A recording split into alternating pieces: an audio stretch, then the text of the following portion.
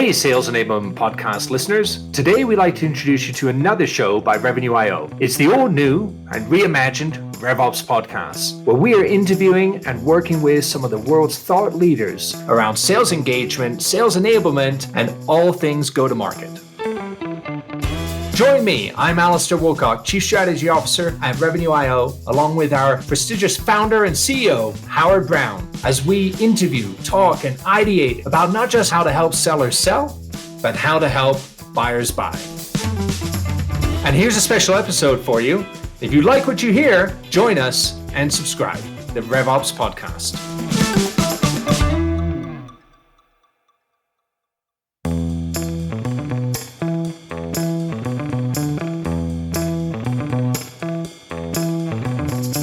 Hello, everyone. I'm Alastair Woolcock. Very excited to be here today, really to lean into the topic of FOMO, how it's dead, but are you actually ready to sell using customer value creation? And I got two people with me today that I adore and love in the industry. Of course, you all know Howard Brown, co-host of the RevOps podcast, founder and creator of Revenue.io. And then also one of my former colleagues, distinguished former vice president analyst from Gartner, and now the global head of research communities at Eco, Brent Adamson. And for those of you that shockingly may not know Brent was co-author, bestseller, Challenger Sale, and Challenger Customer. For 20 plus years, Brent has been arguably the person most of us has turned to go, hey, he's got like this crystal ball of where the future of sales is headed and what's he think. So very excited to be here today to discuss this topic. Brent, Howard, great to see you both. Great to be here. Howdy, Alastair. How you doing, man? Good. So let's dive right in. As I said, we're going to do two parts here for the listeners, because I know we're going to have a lot to say on this. But when we think of FOMO, right, like fear of missing out, let's just set the stage with what's going on in the market a little bit for everybody right now. So three major things, right? Number one, how and where we create revenue is getting more complex. I think we can all agree on that, right? There's a lot of direct in the B2B. We got the emergence of ecosystems, which are expected to increase as much as 60% worldwide. And then we got the emergence of and desire from buyers for self-service models. Brent, you and I saw some of this, at Gartner. McKinsey just came out and said it's now almost 3/4 of buyers, 71%. Are willing to spend more than $50,000 in self-service models, and actually over a quarter, 27%, $500,000. And when you think of like the average deal size out there today, that hits almost all average deal sizes that are out there, right? Because most sit in around the low 6-digit range is where they are. So we got the self-service model, we got ecosystems, and this is really setting that stage to be customer-led from a sales perspective and value generation from a customer. And I get one final point on this and then throw it to you two. But Forbes also just framed it this way, and I thought is a beautiful framing. This was with them and Emergence Capital Partners. And they said, look, the market conditions we are in right now, and probably going to be for the next 18 months or so, really, companies, and they want to grow, need to switch to two things. How do you help a seller win over a rational buyer? That's alignment of buying experiences. And, because if buyers aren't buying on FOMO, fear of missing out, all the hype and all the things of what everybody else is doing, they're actually surprisingly going to get back to basic fundamentals of rational buying. How are you going to help sellers do that? And number two, how do we sell on customer value creation? And Brent, I want to start with you on that because the key word there to me is actually creation. It's because everybody says, I create customer value. But we're talking about actually creating value for that end buyer, for that end company, and helping them logically understand that. So let's dive in as far as we can on this two parts. Brent, floor is yours. Customer value creation. Goodness sakes, Alistair, you couldn't start with a joke or something, man. This is this is like heavy duty, man. It's like you just jump in like, wow. So there's a lot going on. I think we've moved from 2-part series to 5-part series with that list of questions. It's like solve the world's problems. It's like Man, good luck, Brent. I'm just kind of depressed. I'm wondering if Alistair, the FOMO, the fear of missing out, is the sales rep fearing that they're going to miss out on actually getting to talk to customers anymore. So obviously there's a lot going on, not just in the setup, but in just in the world that we live in right now. And maybe just the pick up on a couple things.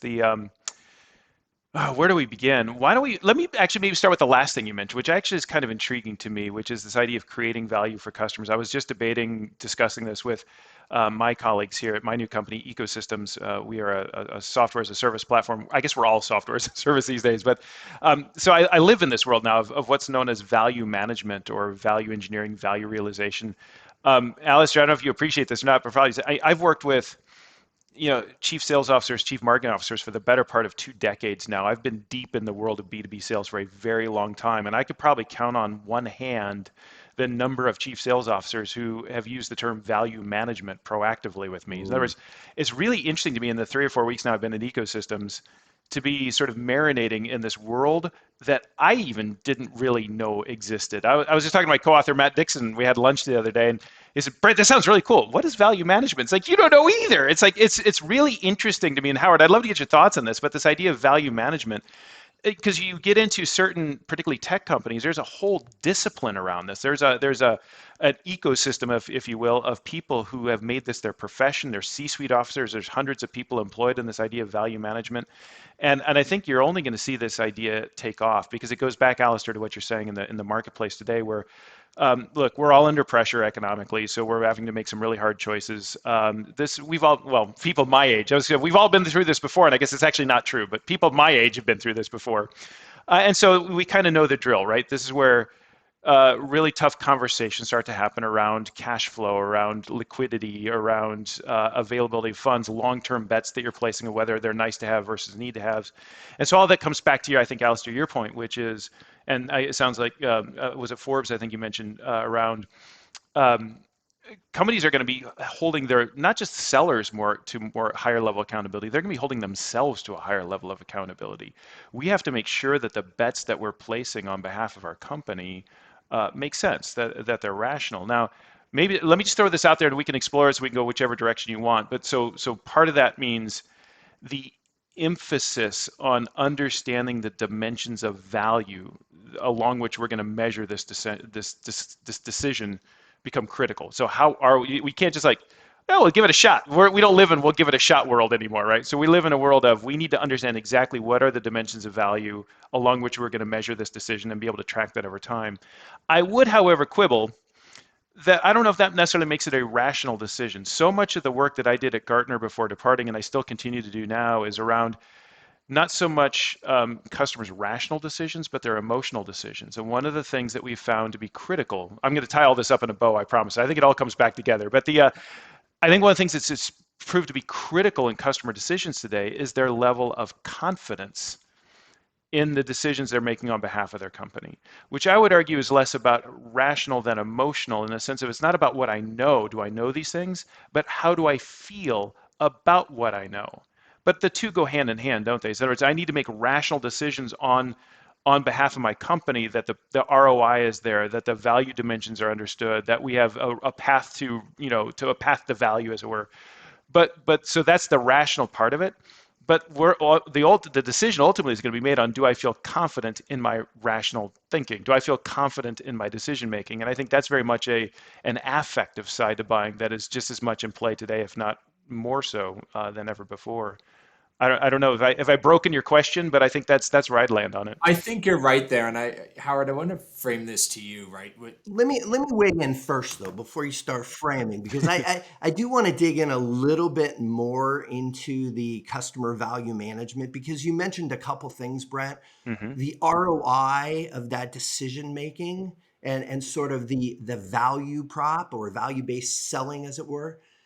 When I think about customer value management, I think about, and you mentioned how we're all in a SaaS-based world. we spend so much to acquire customers today. And the way most SaaS models work is you look at the lifetime value of that customer. And if your payback period is more than the initial contract value, so you have to keep that customer for multiple years, you have to start thinking about the customer value beyond the ROI of that initial sale or when they hit that ROI point.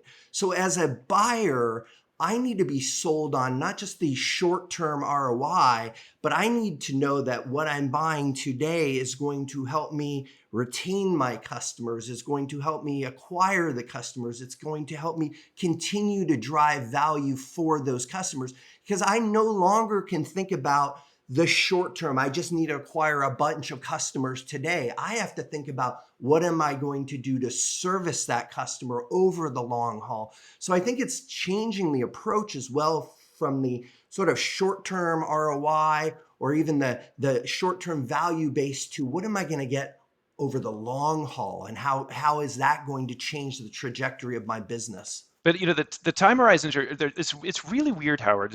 I'm really trying to. I mean, I sincerely mean this when I say I'm trying to wrap my brain around this because it's so complicated, right? So the time horizons seem to be going in both directions simultaneously. To your point, the time horizons are extending, right? So how am I getting value of this over time? But the flip side is they're also compressing around things like subscription based. So rather than signing up for a 3-year contract, I'm signing up for a month-to-month renewal. Mm-hmm. And the thing that I've just now begun to wrap my brain around, Alastair, I'd love to get your thoughts on this because you're smarter than I am, is this consumption-based model that just seems to be coming over the horizon now, where I'm actually charging you or you're paying me, depending on your perspective, not year to year, not contract to contract, not even month to month, but just on off, like on a consumption-based model. I'm just like, this hit my radar screen like 2 months ago, and I know that's been around longer than that. I'm an idiot, but I'm just trying to process that because Howard, that seems to be the exact opposite of what you're saying, which is these like literally infinitesimally small decision cycles where I'm constantly deciding and redeciding whether or not I want to use your service. So I'm trying to put all that together in my head. I don't know how to make sense of it all. I think it blends two ways, Brent, right? So one is, yes, it's the immediacy of the decision cycle and constant reinforcement of value for sure. Yeah, Right. yeah. That's giving rise to a lot of these product-led growth models, PLG, all of that stuff in the market you hear, because now I'm able to quickly get something. But in it, I would actually argue it's a tremendous growth opportunity for a lot of companies, right? Because if you understand how to drive and support continuous customer value through that motion, now I'm driving adoption. Now I'm driving consumption. Now I'm driving it. But you better be able to have proof of value. Yeah. If you don't have proof of value, now I'm just an expense that's going to get cut next month because I can. Right. Right? So I'm not locked into the contract cycle. I'm not locked into all of that.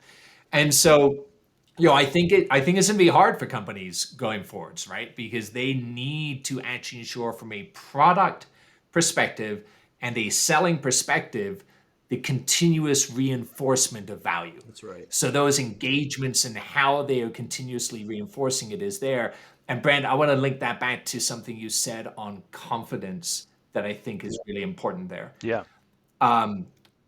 In our near past at Gartner, right, there was a lot of studies we did around buying behaviors, and one of which showed that when people buy, sell, or free, or they just go buy something in a digital way, their regret, I think the number was around 26, 27%. It might be updated a little bit higher now, but it's roughly a quarter of the time, right? And that impacts how much they grow with the vendor.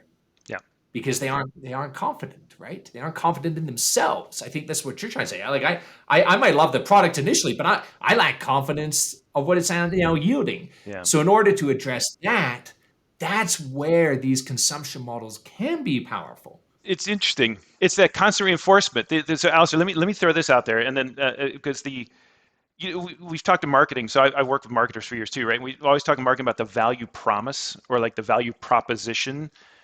It's really interesting. If you play the logic out, this idea of there is no room anymore for a promise of value. It's got to be a constant demonstration. In other words, I can't promise you value and then say over the next 3 years, here's what's going to happen. That's right. It's actually has to happen right now, doesn't it, Howard? I see you nodding. Is Yes. that right? It has to happen right now, and it has to happen tomorrow. It has to happen 6 months from now. And again and again and again. And I have to constantly add more value, incremental value throughout the lifetime of my relationship with your product or service. This is exhausting. Has anyone stopped to think about this? I mean, this doesn't.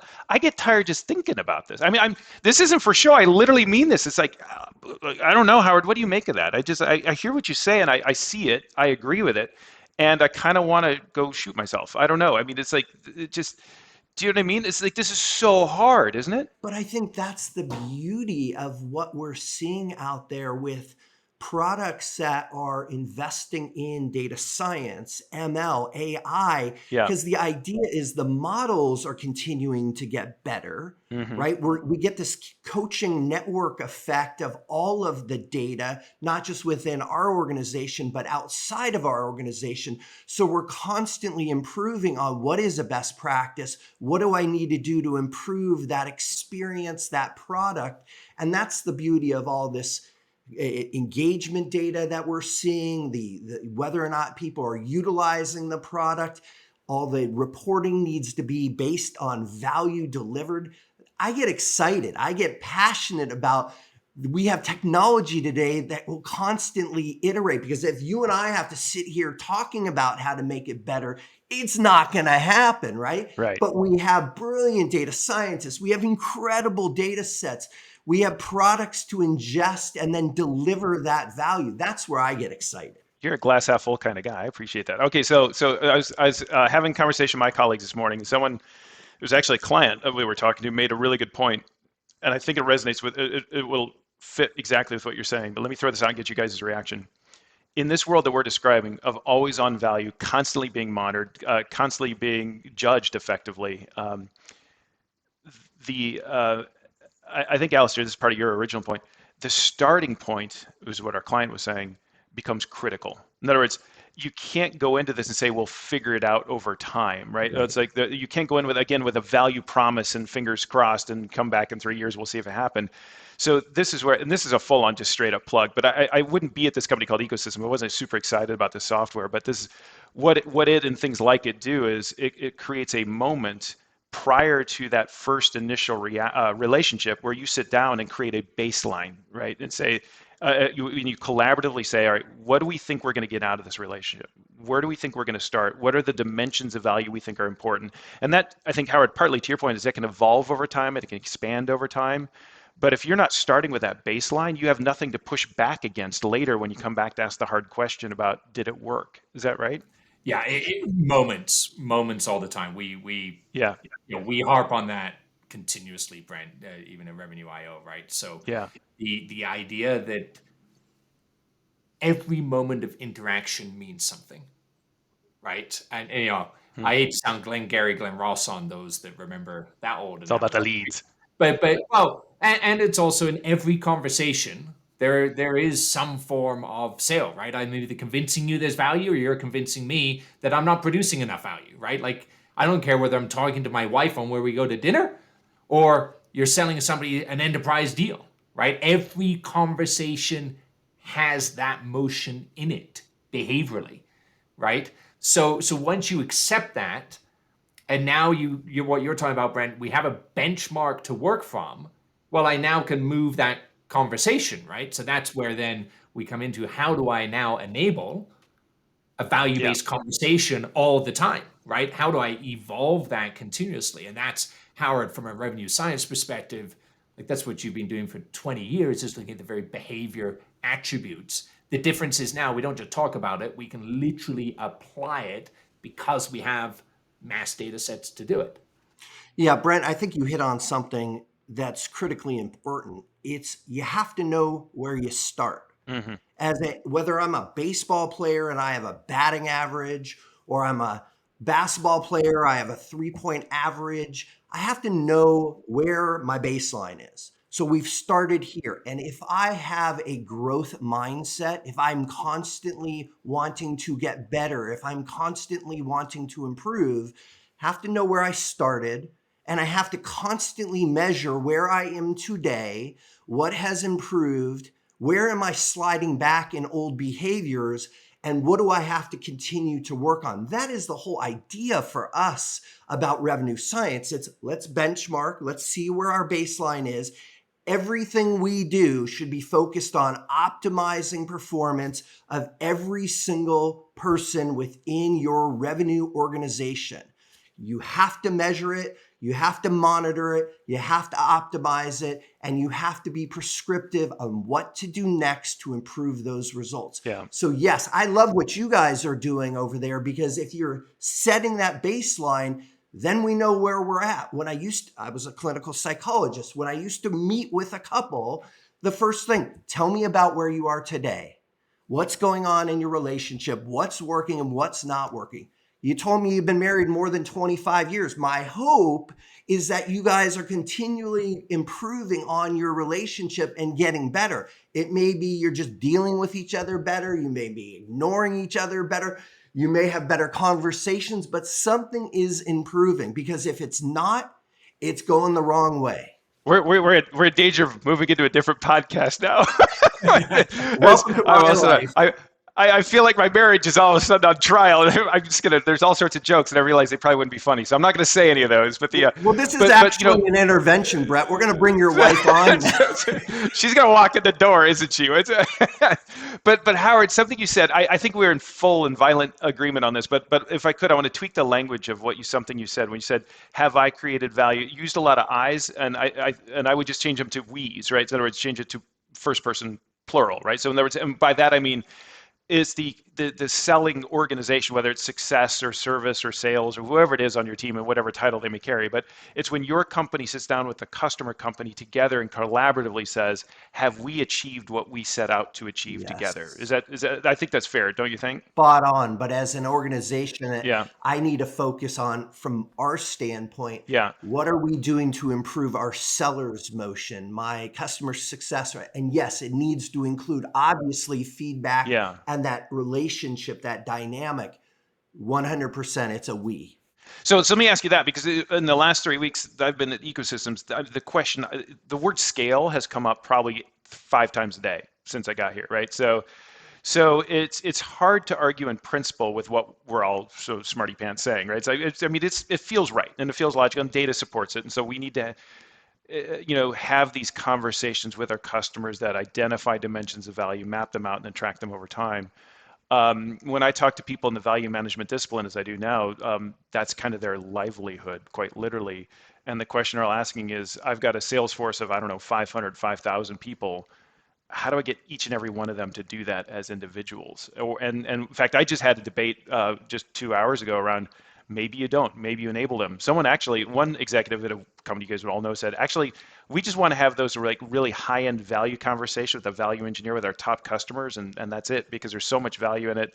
I don't think I'm bought into that perspective, but it was really interesting. But all of that came down to, Alastair, something you and I have been talking about for years, and we've been seeing in all our clients at Gartner, is like, in sales at least, that's always the question, right? It's not what do we need to do as a company, but how do I get each and every one of my frontline sales professionals out there on the front lines doing that? And then we can come back to and by the way, your customers don't want to talk to them anyway. We'll park that for a minute. Let's just assume your customers want to interact with them. This is hard, isn't it? At least that's what I'm wrapping my brain around, and this is what we're asking is hard. Go ahead, Howard. I know you're chomping at the bit. Yeah, I'm chomping at the bit. That's where the we and the I, right? The I is, as a team, I need to work on my team dynamics. Yeah. But I need to make sure that each individual on my team understands their responsibility, understands what they need to do to improve on their skills. Yeah. So how do I look across my team and evaluate each individual? And that's where, and not to pitch my own, but that's what revenue.io does, is we're listening, evaluating every motion, every engagement, every conversation, every task, every bit. Give them that nudge. Yeah, not just a nudge, but a nudge based on performance of what happened the last time they did that. Did it deliver a positive result, or was it a negative result? And that's where machine learning and AI is effective, because you have billions of bits of information across every team member, who they talk to, what is the contextual situation? Is this a prospecting call, a discovery call? Am I negotiating pricing? All of those elements against who is the rep, who's on the other side of the phone or in the meeting, how many participants you're looking at, all of those bits of data, and then suggesting a motion that will improve incrementally each activity, each word, each thing that individual is doing. And that's being a little bit too myopic, but you get the idea. We can do this today without a lot of human intervention in terms of managers and trainers and those sort of things. Enablement teams. That's right. That's it. Yeah. Because the play everyone's running is and understood around, particularly around value and value creation, value management, is the center of excellence play, right? So let's build a COE. And no offense to our former, Gartner was amazing at CEO.